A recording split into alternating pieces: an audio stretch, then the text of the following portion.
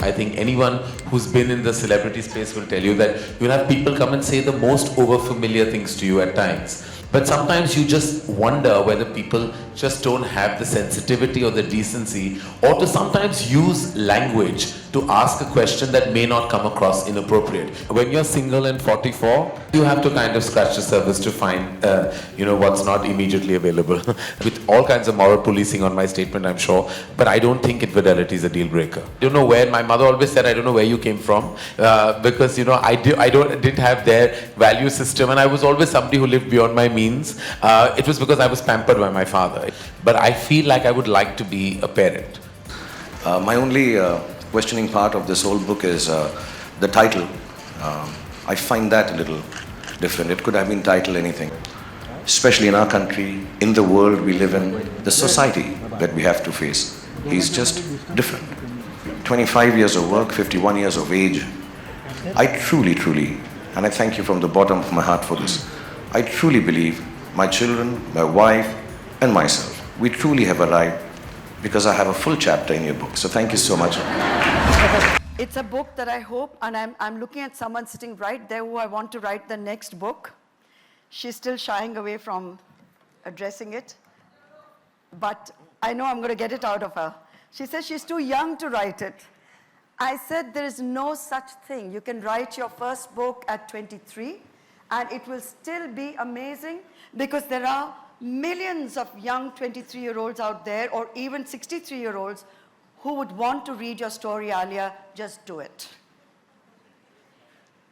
Thank you again.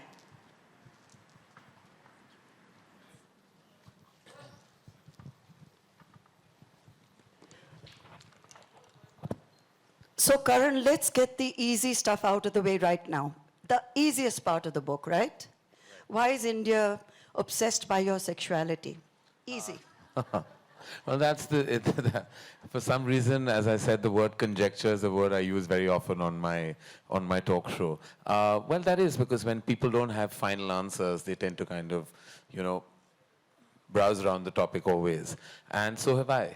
And but in the book, I've said what I felt the need to, and I've said it in a way that I felt I needed to express it. And there's really nothing more to say. So I think that every answer anyone's looking for is in the book. There are several moments in that book where you talk about people confronting you at airports, at parties, and saying the most gross things, the most insensitive things, and you come back to them is sassy, but also a little sad. Why should anyone have to explain any aspect of their lives at all, or defend it? I think people sometimes, when you're in the celebrity zone, I think people tend to sometimes just not know what to say. Like, I feel like when they encounter you, they either tend to overcompensate and say exceptionally polite things, or they'll say the most inappropriate things to you. I think anyone who's been in the celebrity space will tell you that you'll have people come and say the most overfamiliar things to you at times. And sometimes because they think that they own you, because you're in their living room on a daily basis, perhaps because of my television exposure, or the fact that one is around and all over the place, they feel they have an ownership over you. And sometimes that allows them to kind of cross the boundary of decency. And they'll say things that are inappropriate. And you'll have to stand there. Sometimes you can give a response back, which sometimes goes over their head, because it's not a straight-lined answer. And sometimes you use sarcasm, which also sometimes doesn't get a response. Sometimes all you do is just, like Shah Rukh told me the other day, that now when people say things, he just nods. Because there's nothing else to say. Sometimes you just nod, because people say the most bizarre things. And sometimes it's members of the fraternity, sometimes it's members of the media within the fraternity, sometimes it's random strangers at an airport, and you have to just deal with it. There's nothing you can do. You can't, at least I'm not the guy who's going to start getting into a fight, because I don't think I'll have the ability to handle it if I was at the receiving end. So I just let it pass. May I share that one moment at the airport, which is in your book, so everyone's going to read it anyway, right, where a person comes up to you, his wife is with him, and he walks up to you and says to you, so, are you a homo? Yeah. And your response is, why? Are you interested? And I thought that was just fabulous. That's, the aplomb and the tight slap that probably the man warranted. Well, it was it was what came out like literally it just came out very because I thought it was an exceptionally inappropriate thing, and the wife was clicking a photograph of mine while he was asking me this question, and he asked me, patting me on my back. It wasn't just a car; it was an overfamiliar pat, like as if like I had like we had dinner last night, and he decided to ask me this question early in the morning. And it's happened to me. It's also in the book when I was on the launch of a channel, and it was an early morning breakfast interview where I was asked an inappropriate question, and I was completely shocked that we were on national television. Of course, it never made it because they realized that it was completely wrong. Fortunately, it wasn't a live telecast. But sometimes you just wonder whether people just don't have the sensitivity or the decency, or to sometimes use language to ask a question that may not come across inappropriate. There are various ways. I'm a member of the media myself. I host a talk show. And I know sometimes when you want to kind of ask something, you can circumvent it with words and vocabulary. You don't suddenly just go out there and ask in the pretense of being completely candid, or then irreverent or perhaps overfamiliar.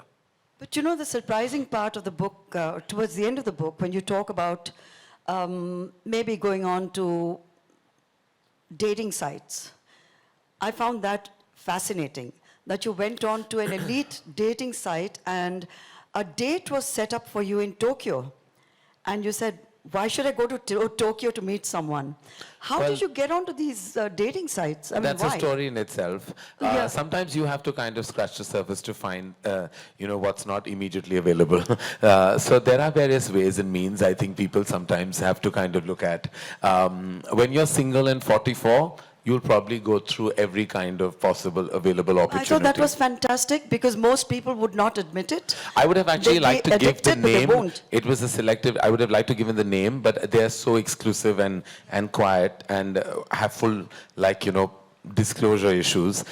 So that's why I didn't give that information. Not that anything's come out of it, and I'm not a success story of their agency at all. In fact, I'm a rather apparently 2 out of 3 people succeed, and I'm that one who failed. Most people would not admit it. I would have actually liked to give the addicted, but they name. won't. It was a selective. I would have liked to give the name, but they're so exclusive and quiet and have full disclosure issues. So that's why I didn't give that information. Not that anything's come out of it, and I'm not a success story of their agency at all. In fact, I'm a rather apparently 2 out of 3 people succeed, and I'm that one who failed. You also talked about 3.5 failed relationships. 1 true love, and I think 3.5 failed relationships. You've spoken about it with a great deal of some amount of regret, but compassion, empathy about why they didn't work out. Well, they were not any relationships. They were mostly unrequited love situations, which is great fodder for a filmmaker, not so great for a personal life. I suppose that comes from your sense of indulgence and over-expectation. Sometimes you tend to expect from quarters that won't deliver, and that invariably happens when, and that's what I call indulgence, is like if I had a pragmatic approach to love, which is not possible with me, I would possibly have been in a long-standing relationship. But I've always desired what I know I can't have. You also talked about divorce being the new marriage.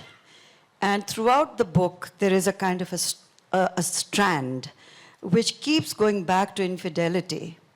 And it's like almost a semi-obsessive aspect of your creative process to deconstruct everybody's marriages and to see who's cheating, who's lying, who's living a lie. Because truly, in my experience, I think there's much ado about fidelity and infidelity. I think sometimes true emotion and relationships can go beyond those. And being a single bystander, you tend to be so close to so many relationships and marriages. And in my experience, and I say this, and I don't have any kind of, with all kinds of moral policing on my statement, I'm sure, but I don't think infidelity is a deal breaker. I don't believe it's not a deal breaker. No, I don't think so.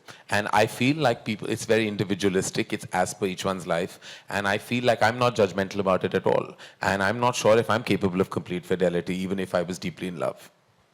But in your film, when you're talking about the process where you were going to shoot the scene, very interesting conversation that you had with Shah Rukh when all of you had second thoughts whether to go all the way and show Rani and him in bed or suggest that they've actually had sex, where you were advised against it, and even Shah Rukh was not sure whether it should have that scene or it should be like the Meryl Streep scene where it ends without them actually doing it. I was in a zone of abandon at that time. You know, I was like, I felt I had wings. I wanted to fly as a filmmaker. But when I look back, I feel like I remember very clearly, and I've said it, that when the scene was going on, I was watching it at a preview, and there was a very traditional couple watching it. And the moment Shah Rukh and Rani check into the hotel in Kabhi Alvida, the lady turned to her husband and he said, "Don't worry, dream sequence hai."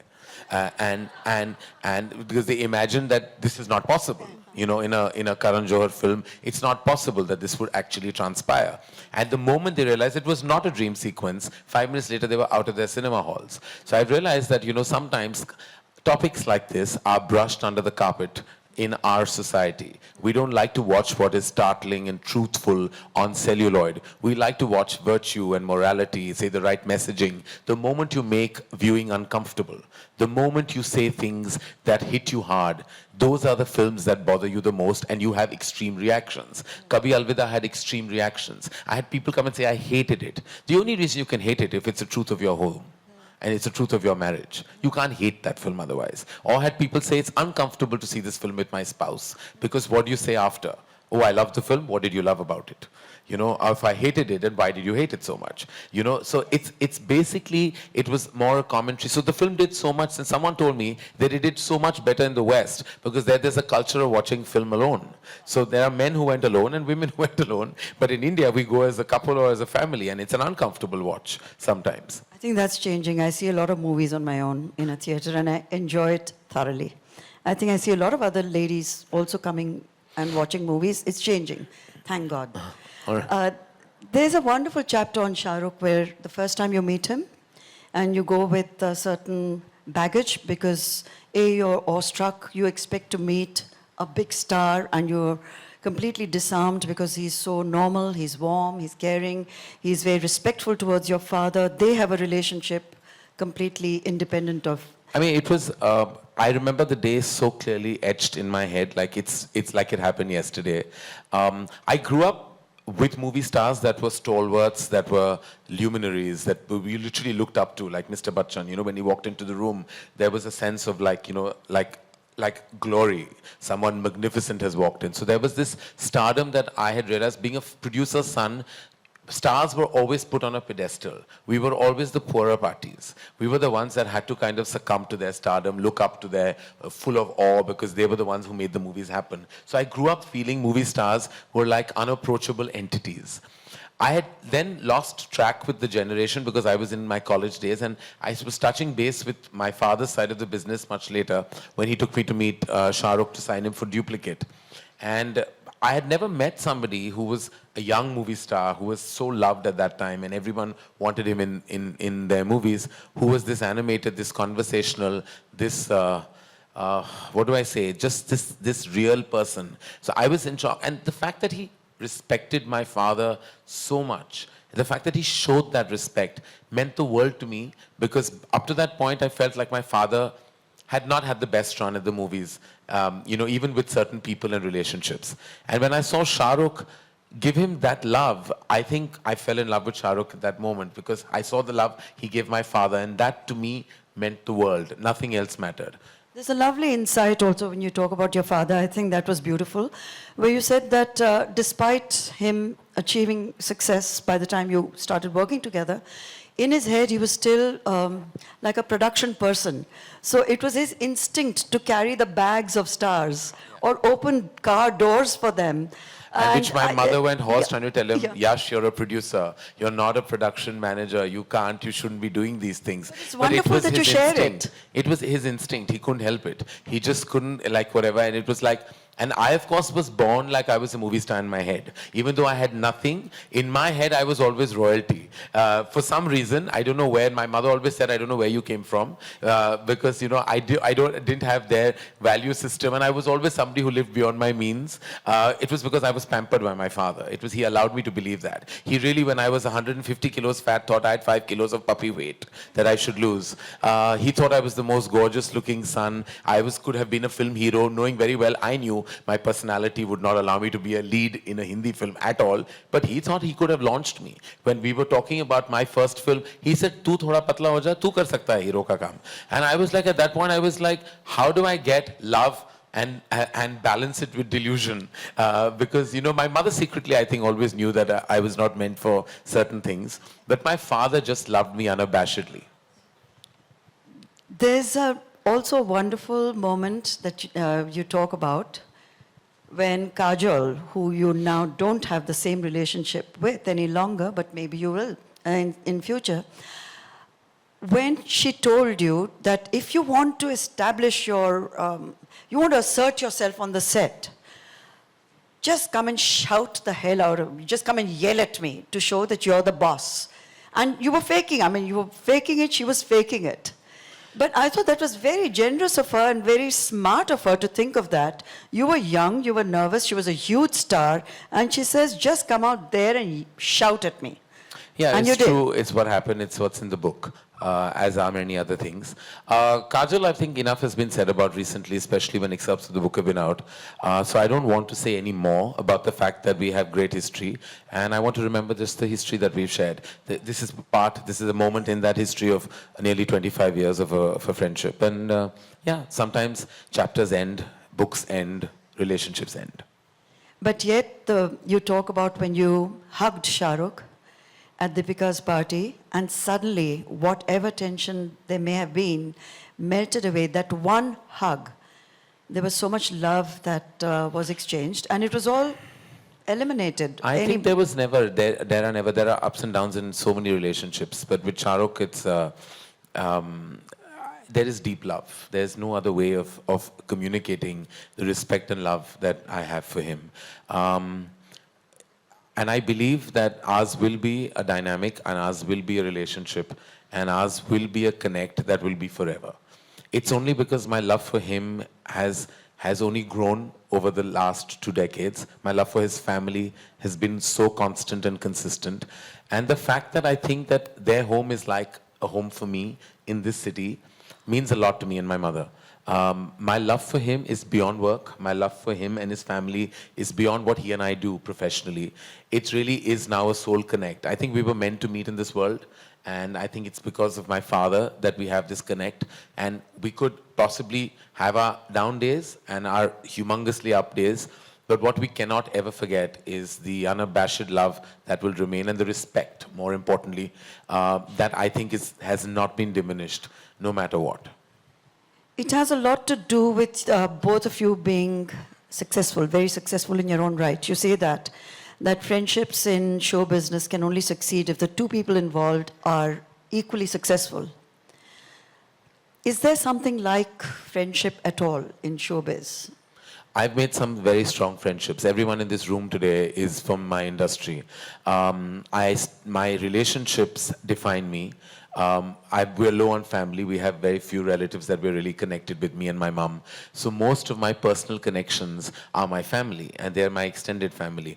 I've made the most amazing relationships. In fact, I say this to Gauri, that I think I'm one of the reasons what I made her love people in the movies. Because when she came in, she was so reluctant to meet people because everyone comes with baggage.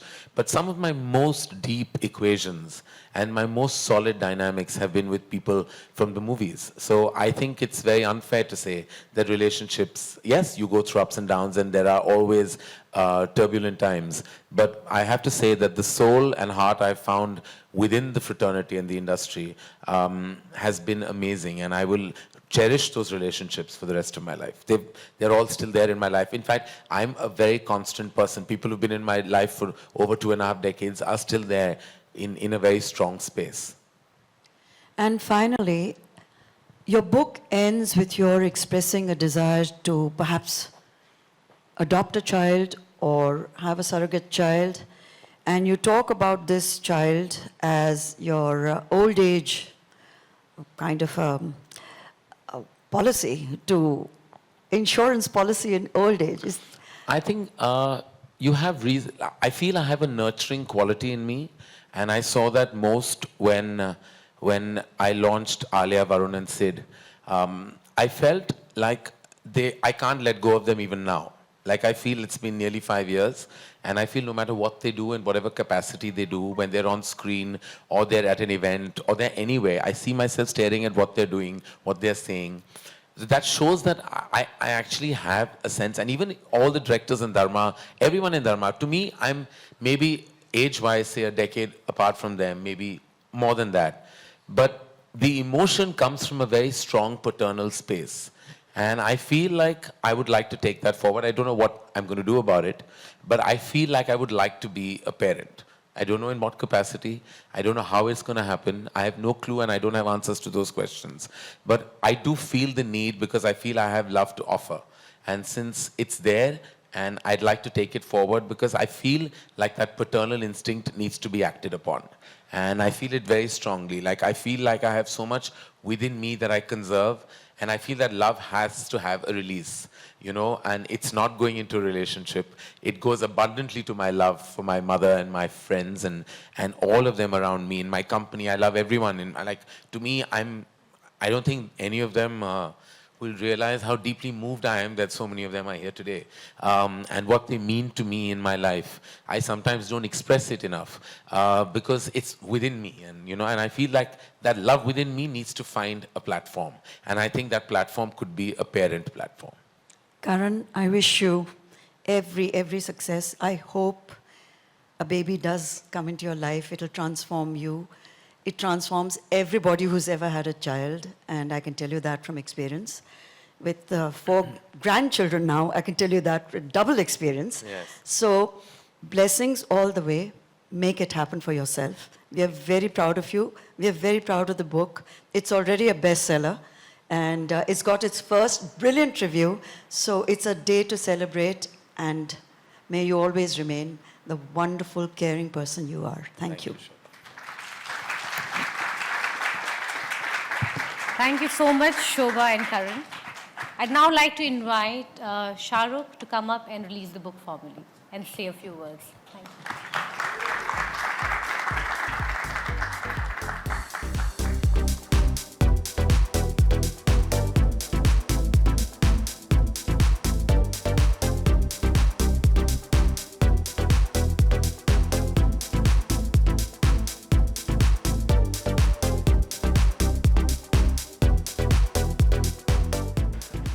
Good evening, everyone. First of all, Mili Aishwarya, thank you for publishing the book. Shobha for convincing Karan to write a book, and all his friends who are here, I'm sure, who have formulated his life, who have done things in his life which comprise of the book that he's written. And Karan, it's a wonderful thing that you've done. I think yours is an extremely beautiful life. Yours is an extremely important life that people should read about. I don't know if people will learn or not, but it's important to know of your experiences. My only questioning part of this whole book is the title. I find that a little different. It could have been titled anything. It could have been titled, according to me, apart from The Unsuitable Boy, it could have been the Good Boy. Yeah, he's a good boy. If his father was here, he would vouch for it. His mother is here, she would vouch for it all the time. You know, there are very few boys who sit down with their mothers at night and discuss tele-shopping. He does that at 3 a.m. wherever he is in the middle of a party, but he'll come back and he'll say, "Mom, मैंने सुना है वो tele-shopping network पर एक नई चीज़ आई है, let's sit down and buy." That's a good boy. He's an intelligent boy. I think that's what the book could have been called. And intelligent not in terms of just general knowledge or Wikipedia stuff or the stuff we all read on Google, but he understands things, he understands people, he realizes situations. He walks into a room and he knows what's happening. And I find that extremely gifted. I think he has a gift from God that he can understand people and use it intelligently. And even with me, if I may say so, there are very few people who can keep up conversations with me because I'm such a genius. But really, I say that with humility and modesty. But he's been able to have conversations with me, the best conversations I've had in my life, late into nights in New York or here. Or sometimes when I'm just alone, I call Karan and say, let's just talk. He is perhaps one of the most intelligent conversationalists and speakers that there is, at a personal level, at a professional level, or at any given level. And if he doesn't know it, he can wing it really, really well. I think he's a very sensitive boy. That's what the book could have been called. And it's a personal experience because I have the inability to express my feelings. I have oversensitivity issues. I am complexed and damaged. But I realize that the only person, apart from my family now, who can give me the space or figure out how I'm feeling has been only Karan.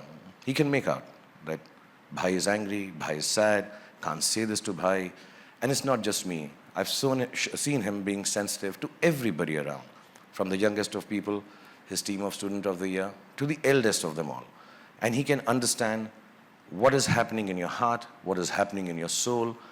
He's an extremely, extremely wonderfully gifted, sensitive person.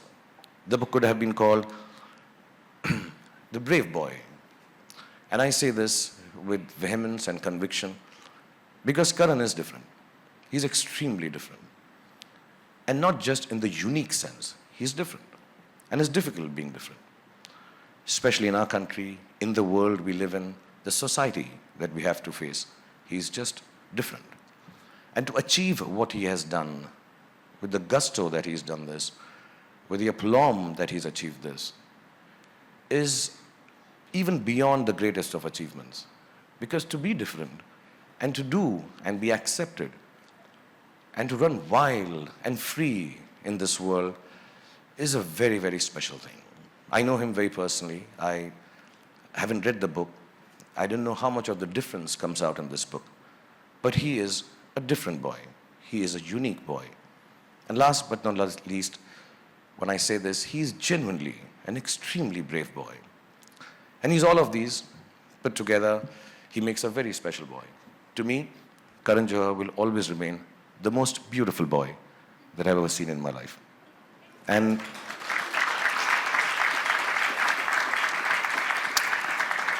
I'm extremely honored to be here. And I don't say it just because we're at a function and you're supposed to say this about a guy who's releasing his book. I'm extremely honored, genuinely. You know, there are different aspects. You think of yourself, when I was young, I thought if I get an X amount of awards, I would have arrived. If I got an interview with so-and-so journalist, I have arrived. If I made it to the cover of a magazine, specific one, oh, I have arrived. I genuinely believe, 25 years of work, 51 years of age, I truly, truly, and I thank you from the bottom of my heart for this, I truly believe my children, my wife, and myself, we truly have arrived because I have a full chapter in your book. So thank you so much. God bless you. And may Allah give you happiness, health, goodness, children, many of them, and everything that you ever wanted. God bless you and thank you for calling me here and giving me such an honor. Thank you.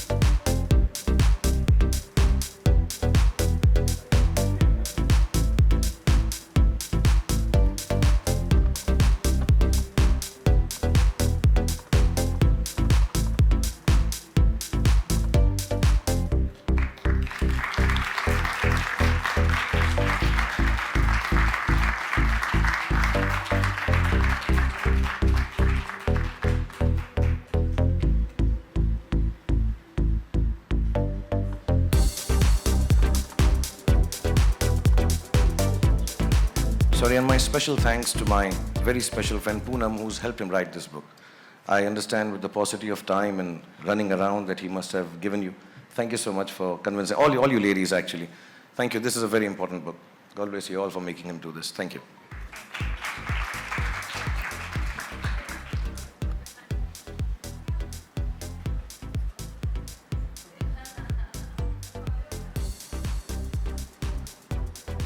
I'd like to personally thank all the members of the media who've come here today. Thank you very much. It means a lot to me. All of you have been a big part of my journey, and from the bottom of my heart, thank you for always being so supportive. And many of you are friends in the house, and the ones who are not will always remain special, because most often good things are written in.